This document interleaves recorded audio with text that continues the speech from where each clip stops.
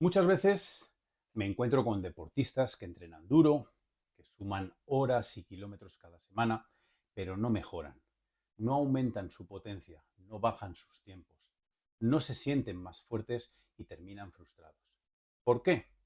Porque el error no está en la falta de esfuerzo, sino en la falta de estructura fisiológica detrás de ese esfuerzo.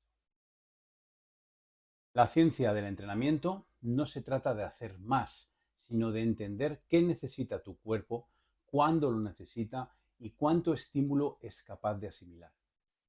Realmente no existe ninguna fórmula universal, pero sí existen unos principios biológicos que determinan cómo responde nuestro organismo al entrenamiento. ¿Cómo podremos plantear este problema? Pues en la era de los relojes inteligentes, los potenciómetros, las redes sociales, entrenar se ha vuelto más una cuestión de números que de comprensión. Y en parte es verdad. Vemos que atletas amateurs que entrenan 15 horas semanales, que acumulan TSS como si fueran medallas olímpicas y que aún así no progresan.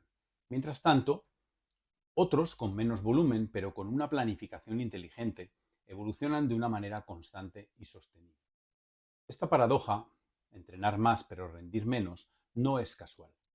Es la consecuencia directa de no entender la relación entre carga externa y respuesta interna, y sobre todo la recuperación fisiológica.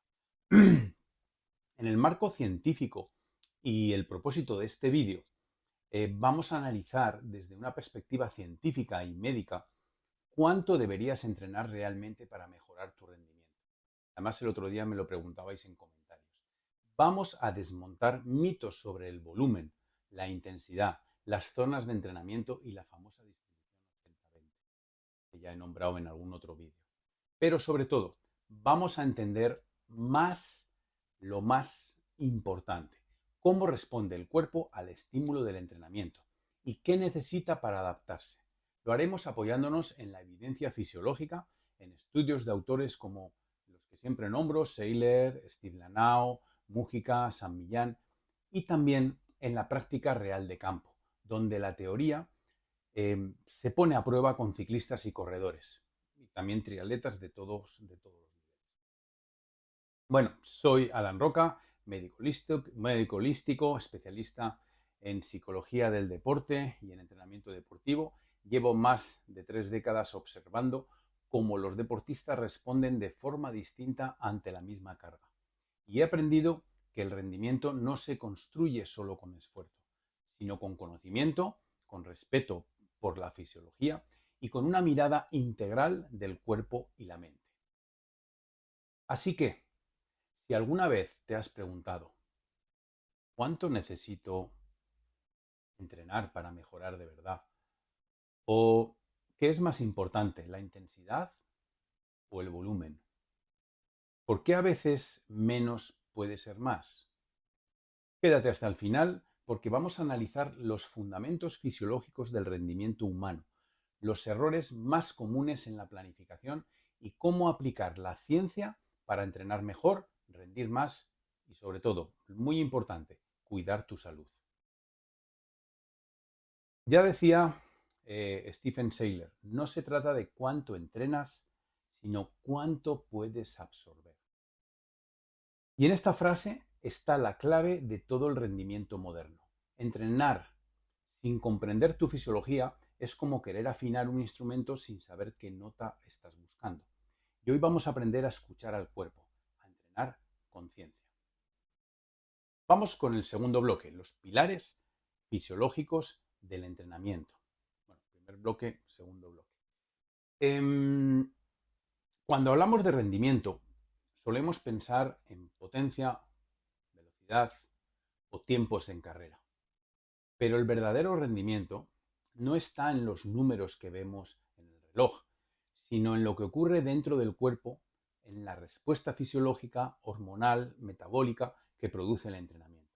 Por eso, entender los pilares fisiológicos del rendimiento es esencial para saber cómo y cuánto entrenar.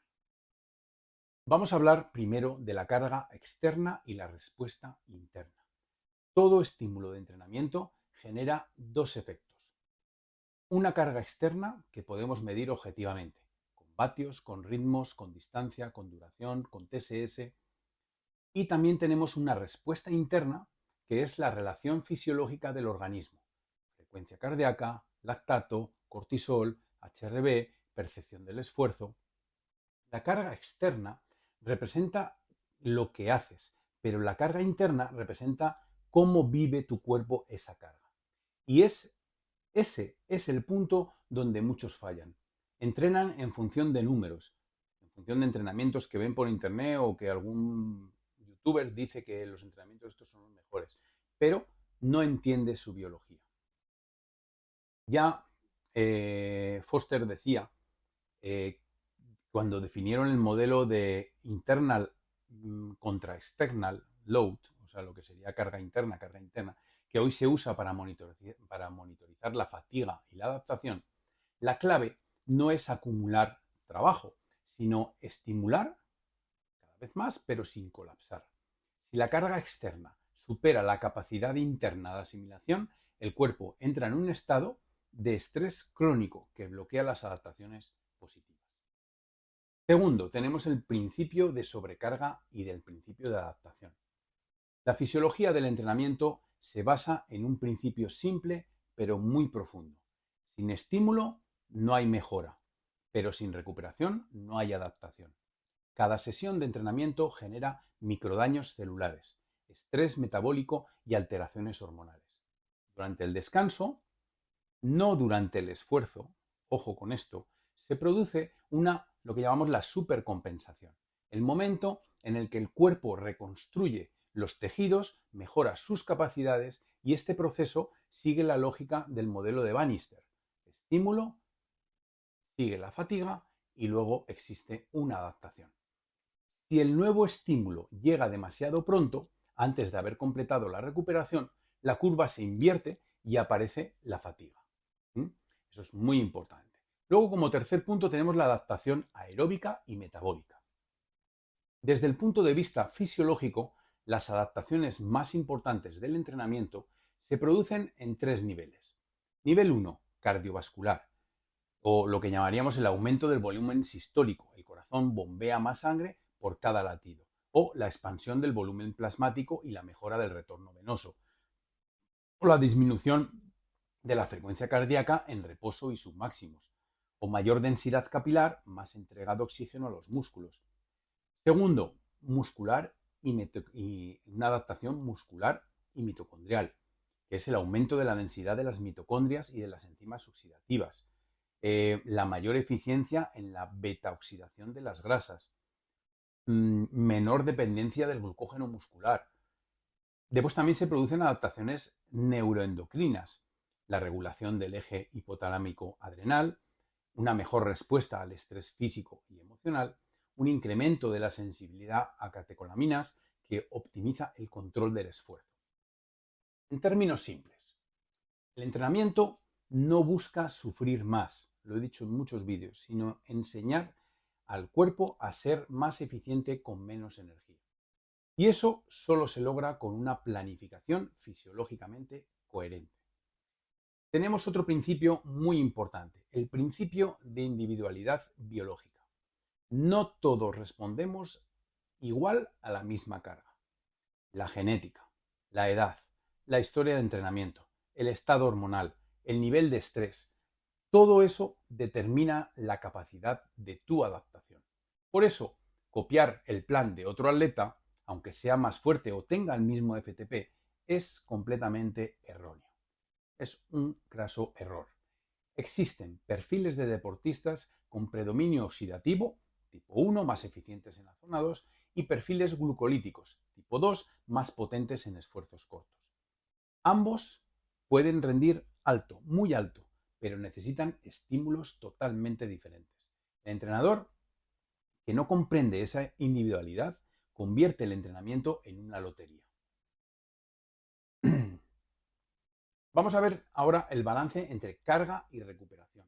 El rendimiento no se mejora entrenando más, sino gestionando mejor el equilibrio entre estímulo y descanso. El cuerpo no distingue entre estrés del entrenamiento y estrés laboral o estrés emocional o metabólico. Todo se integra en una misma respuesta endocrina, mediada por el cortisol y el sistema nervioso autónomo. Cuando el atleta ignora este equilibrio, aparecen los síntomas del síndrome de fatiga crónica del deportista. Aumento de la frecuencia cardíaca en reposo, descenso del HRV, trastornos del sueño, apatía, irritabilidad, estancamiento del rendimiento o incluso haciendo muchas más horas de entrenamiento. Conclusión. En resumen, el rendimiento no se construye entrenando más, sino entendiendo más cómo funciona tu cuerpo. Cada atleta es un sistema biológico con su propio ritmo de adaptación. Yo cuando venimos aquí a hacer pruebas de esfuerzo, lo digo, tú tienes un pulmón, tú tienes un corazón, tú tienes una red arterial y venosa, tú tienes una manera de interpretar el ejercicio. Entonces, eso es muy importante, ¿no? Entrenar bien significa estimular, observar y ajustar.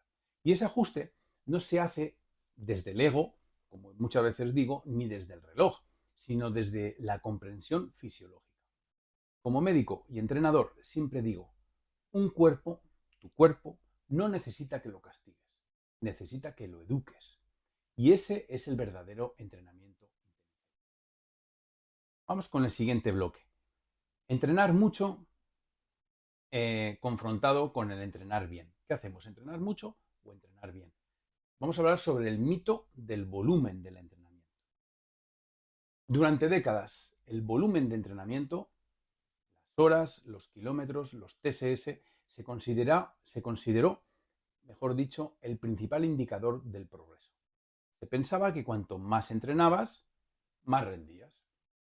Pero hoy sabemos que el volumen sin control fisiológico no garantiza ninguna adaptación. De hecho, puede ser el camino más rápido hacia el estancamiento, la fatiga crónica y la lesión. Entrenar mucho no siempre significa entrenar bien. Y entrenar bien, en fisiología, significa provocar el estímulo preciso que el cuerpo puede asimilar. Hay una falsa ecuación, ¿no? Y muchos en vuestras preguntas lo denoto, ¿no? Es decir, yo no puedo entrenar como los profesionales. Entonces, claro, con esa ecuación, más volumen igual a más rendimiento.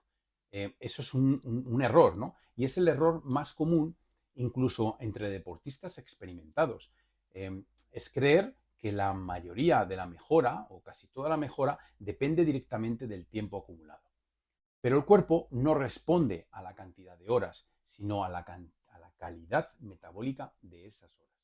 En fisiología del ejercicio, el estímulo efectivo se mide por su impacto sobre las tres variables clave.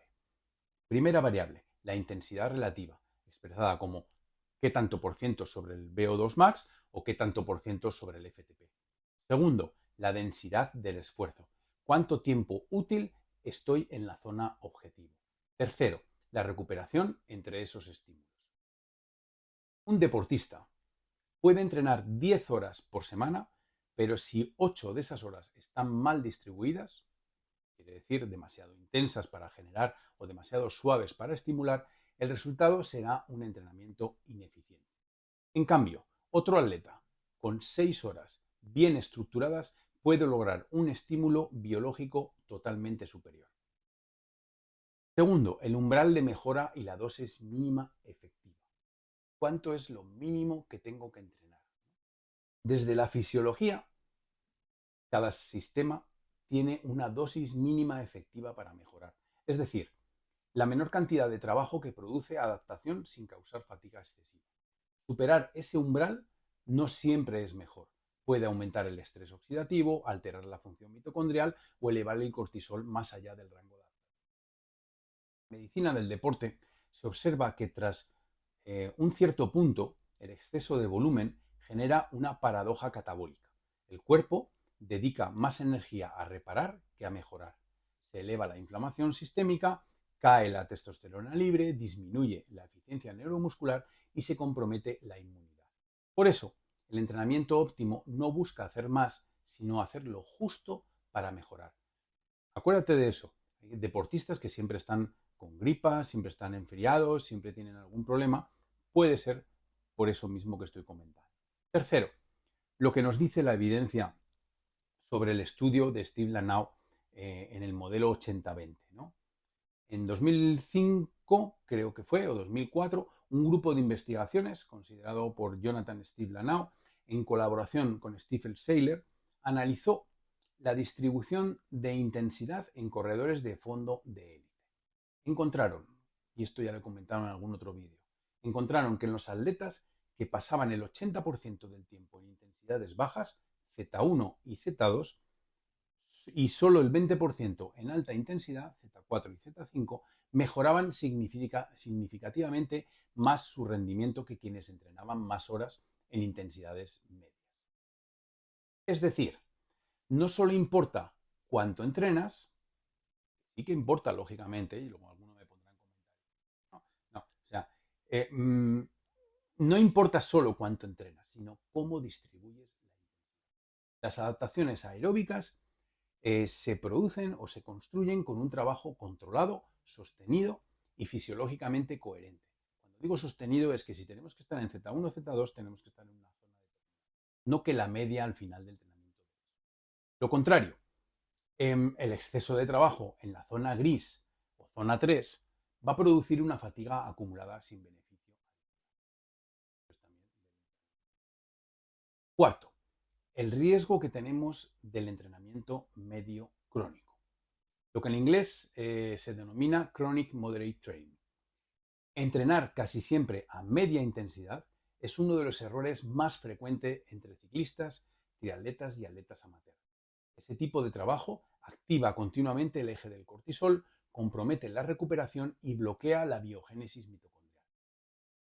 Desde el punto de vista médico, mantener frecuencias cardíacas o potencias ligeramente por encima del umbral aeróbico durante largos periodos produce un entorno fisiológico estresante.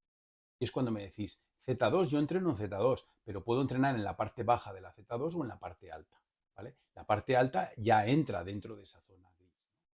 En esa zona aumenta el lactato basal, porque ya estamos subiendo ya del 2 milimoles, se reduce la sensibilidad a la insulina y se acelera la pérdida de masa magra.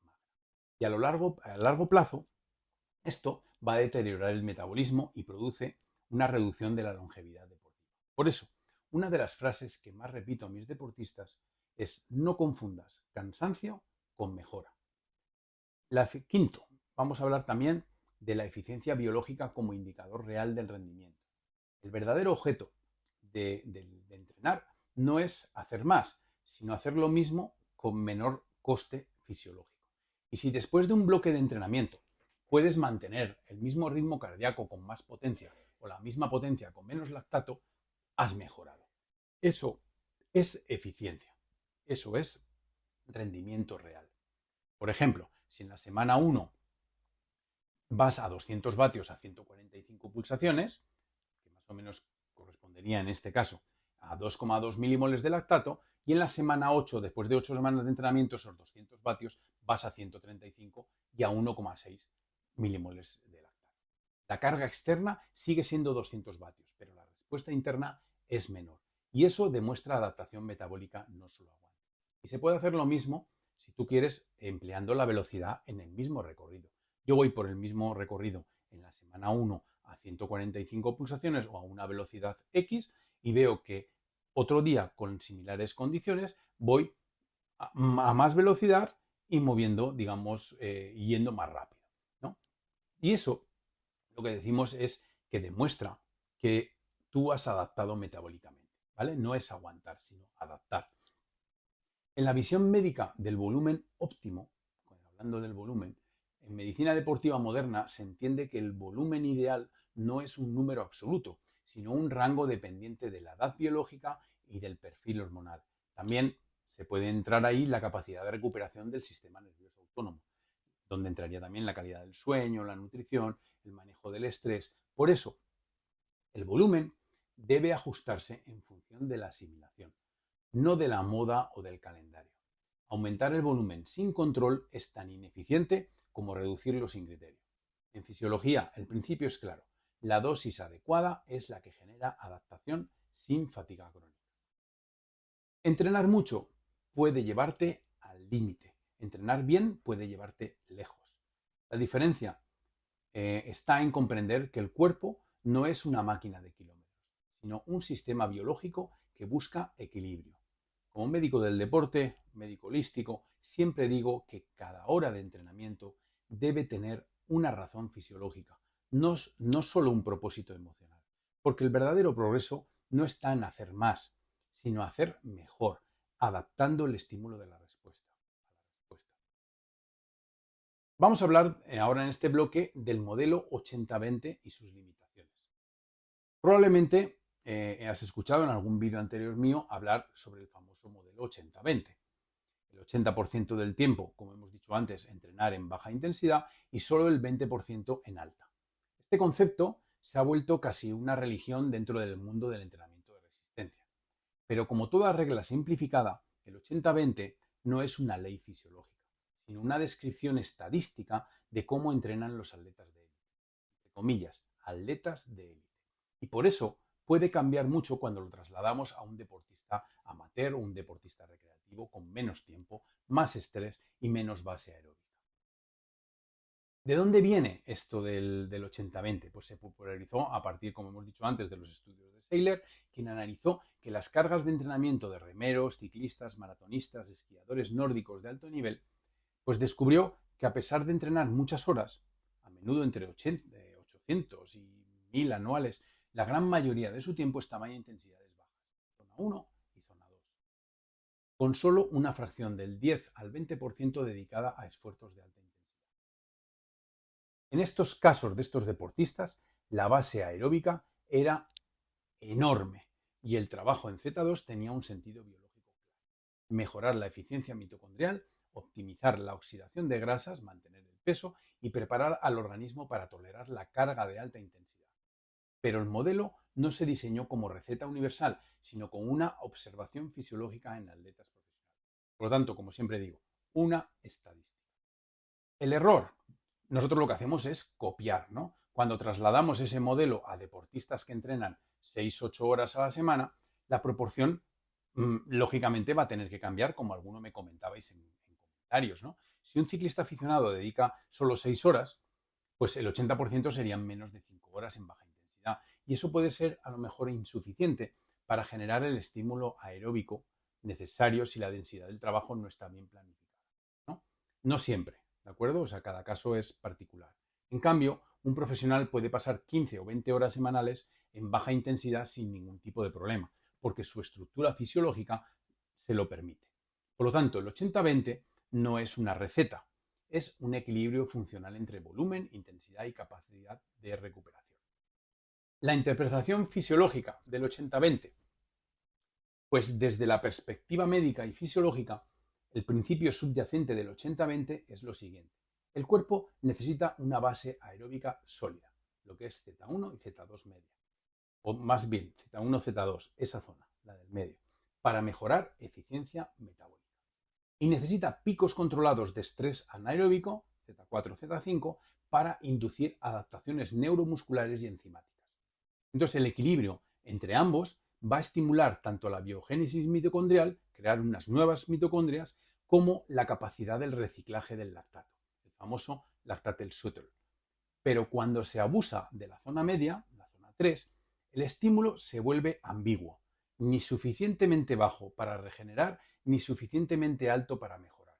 En medicina del deporte esto se conoce como la zona de fatiga sin progreso. En el estudio de San Millán y Brooks, en el 2018, habla muy claro y demuestra que trabajar dentro de ese rango del BT1, que es la zona aeróbica verdadera, maximiza la eficiencia metabólica y previene la fatiga crónica. Porque realmente todos me diréis, ¿no? Como decir, pero es que todos no podemos entrenar como los pros, ¿no? Los deportistas de élite no solo entrenan más, asimilan más, ¿vale? ¿Por qué? Porque han ido poco a poco mejorando la edad, la genética, etc. Y tienen una densidad capilar superior, un volumen cardíaco ampliado, mayor masa mitocondrial y sobre todo una función parasimpática predominante. Su sistema nervioso y hormonal está condicionado por años de adaptación progresiva. Y aparte no tienen los problemas de trabajo, la familia, tal, se junta también, ¿no? En cambio, el deportista aficionado con antecedentes médicos, hipertensión, estrés crónico, deficiencia de sueño, no tiene esa capacidad de recuperación ni esa reserva fisiológica. Aplicarles un modelo 80-20 puro puede ser hasta incluso contraproducente. Terminan agotados, con alteraciones del sueño, descenso del HRV, sensación de estancamiento. Por eso, el modelo debe adaptarse al contexto biológico de cada atleta y no al revés. Eso quiere decir que, por ejemplo, podemos encontrar, personas que tengamos que empezar casi con el 90% del trabajo a baja intensidad y poco a poco ir incrementándolo hasta incluso el 30%. Entonces, la aplicación práctica de este 80-20 al entrenamiento inteligente, que sería un 70-30, ¿no? Ya me diréis, ya habéis cambiado los números, ¿no? Pues según mi experiencia en deportistas con limitación de tiempo o de edad avanzada, una distribución más realista puede ser 70 aeróbico, 30 específico, siempre que el trabajo de baja intensidad se realice correctamente. Y sobre todo en zona 1-2 real, ¿no? Sin que haya deriva cardíaca. De hecho, muchos estudios recientes muestran que incluso con menor volumen, si la intensidad está bien controlada y la recuperación es óptima, se obtienen adaptaciones similares a la del modelo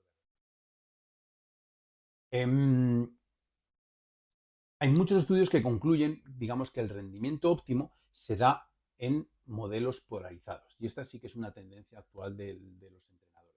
Pero con una alta variabilidad individual.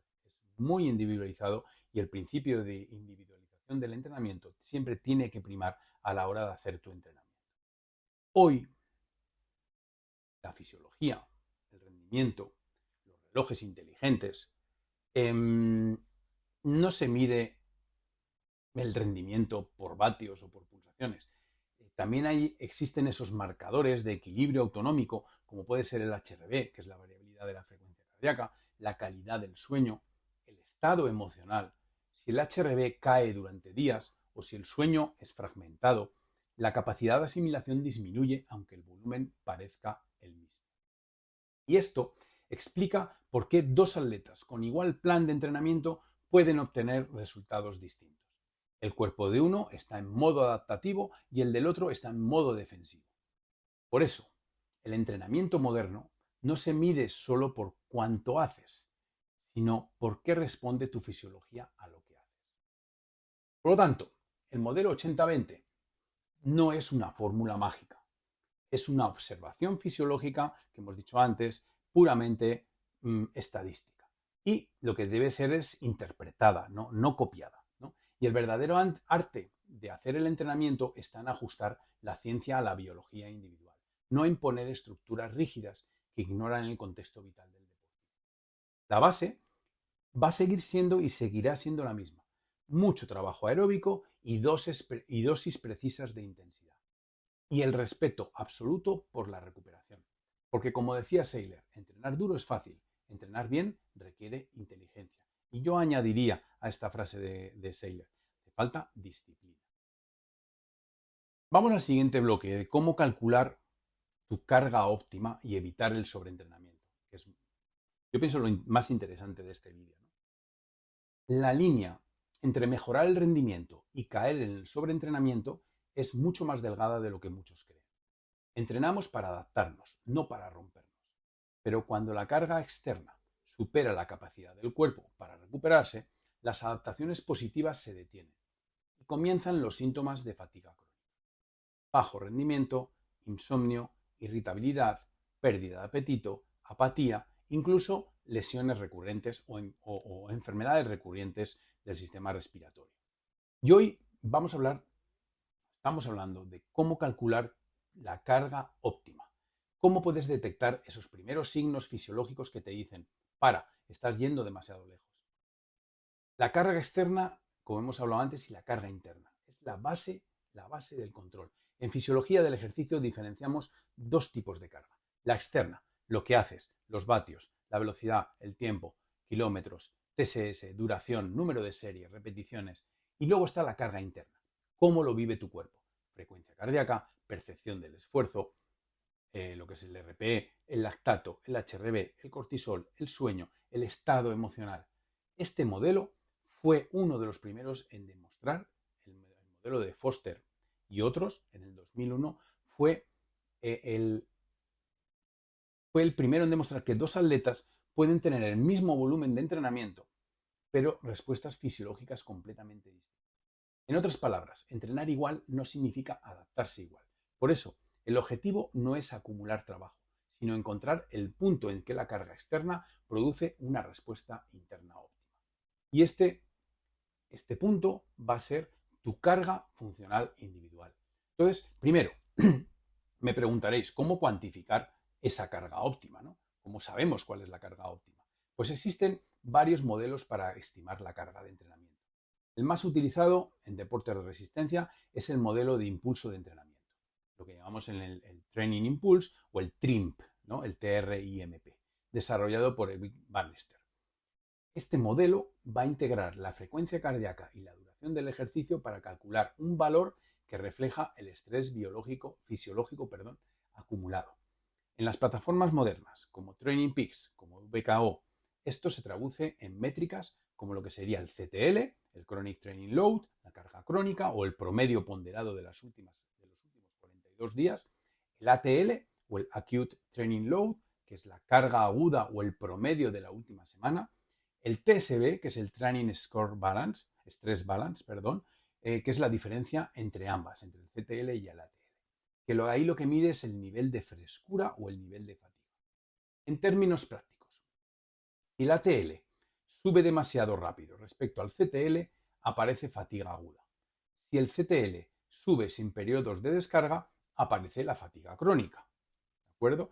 Lo ideal es que la carga aumente de forma progresiva en torno a un 5 o un 8% por semana, para permitir la supercompensación. Entonces aquí entramos también en el papel que hace el sistema nervioso y el HRV, ¿no? Que es la verdadera clave para saber nuestra recuperación, porque la recuperación no solo está en los músculos, sino en el sistema nervioso autónomo. Y este sistema que regula el equilibrio entre el modo simpático, el estrés, la activación, y el parasimpático, recuperación, descanso, es la herramienta más útil para monitorizar este sistema nervioso, que es el HRV o la variabilidad de la frecuencia cardíaca.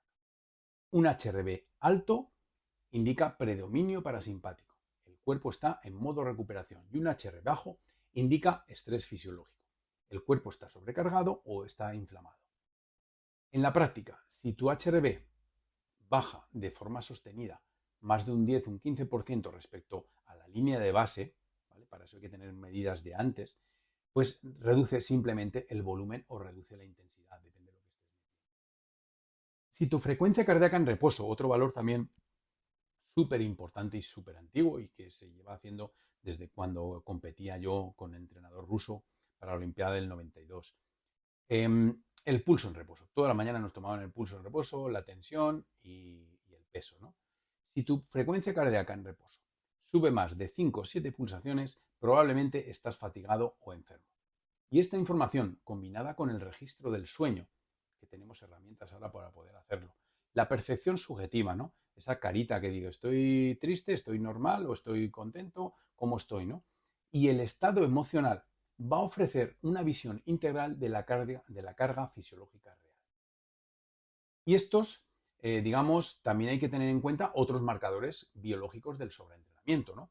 Digamos que como médico siempre recomiendo no olvidar los indicadores clínicos que la tecnología a veces pasa por alto, ¿no? Por ejemplo, cuando hacemos un análisis, por eso insisto que nos tenemos que hacer análisis con relativa frecuencia, ¿no? No una vez al año, sino varias veces al año, sobre todo al acabar cada temporada o cada periodo del entrenamiento, ¿no? Pues hay que analizar el cortisol plasmático elevado, ¿no? El cortisol plasmático, si está elevado, indica que hay un estrés sostenido. Inhibe la testosterona, ¿no? Que es un efecto que hace, reduce la masa muscular y va a alterar el sueño. Segundo, también nos tenemos que fijar en la ferritina, que no esté baja, porque si está baja o tienes un déficit de hierro funcional, va a disminuir la capacidad de transporte de ese oxígeno al músculo. Tercero, la elevación del CK, la creatina quinasa.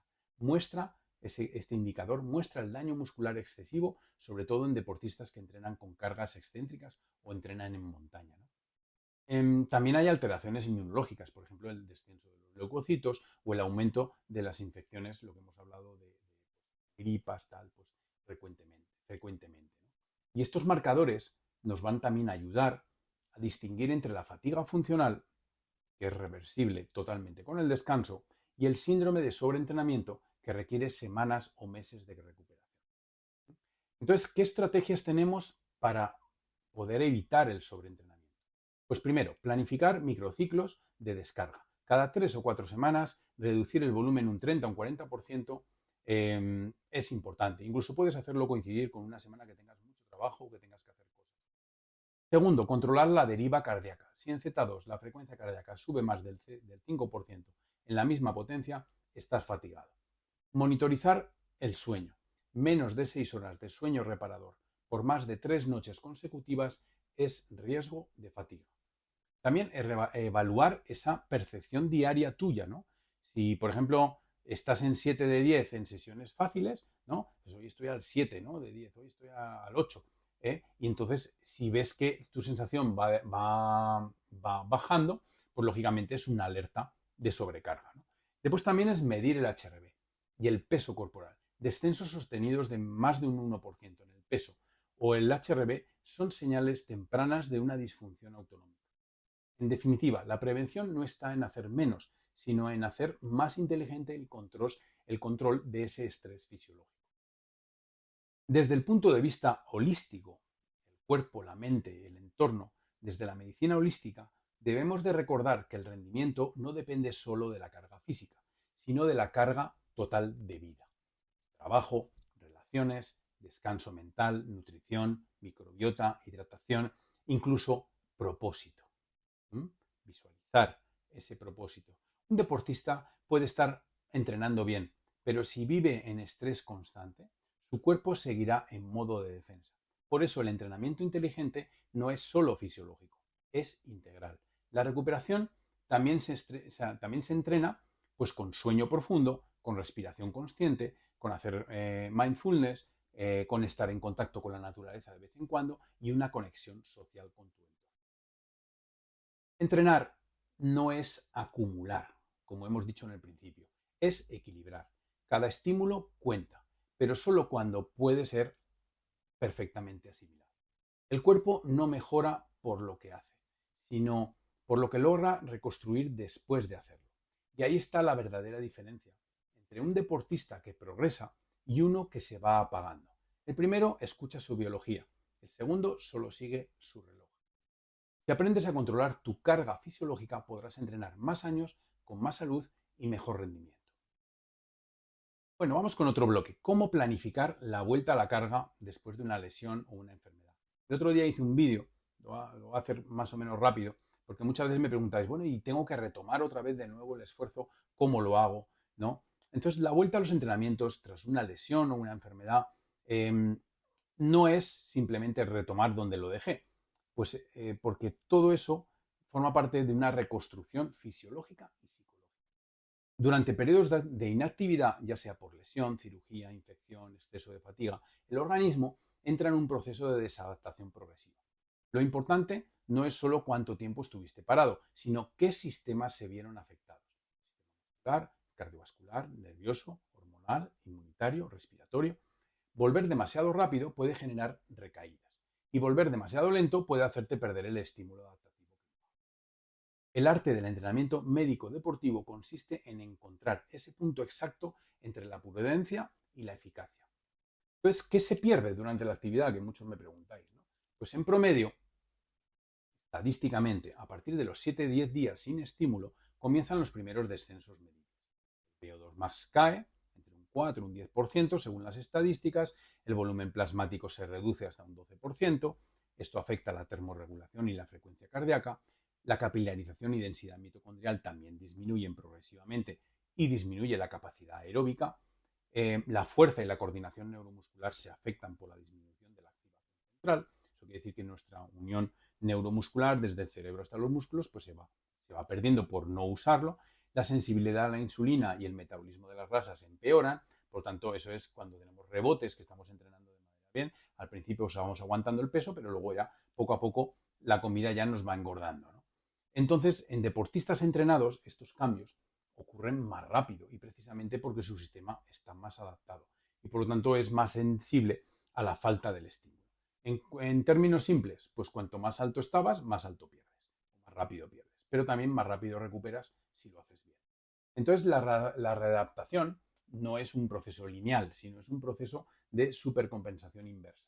Cuando retomamos, el cuerpo no responde igual que antes del parón. Los sistemas que se desentrenaron no progresan a la misma velocidad. Por ejemplo, el sistema cardiovascular se recupera antes que el músculo esquelético y ese antes que el tendinoso o el óseo. Si se aumenta el volumen aeróbico antes de que las estructuras mecánicas estén listas, el riesgo de lesión se va a multiplicar. Por eso hablamos de supercompensación inversa. Antes de volver a progresar, el cuerpo necesita restablecer su nivel base funcional.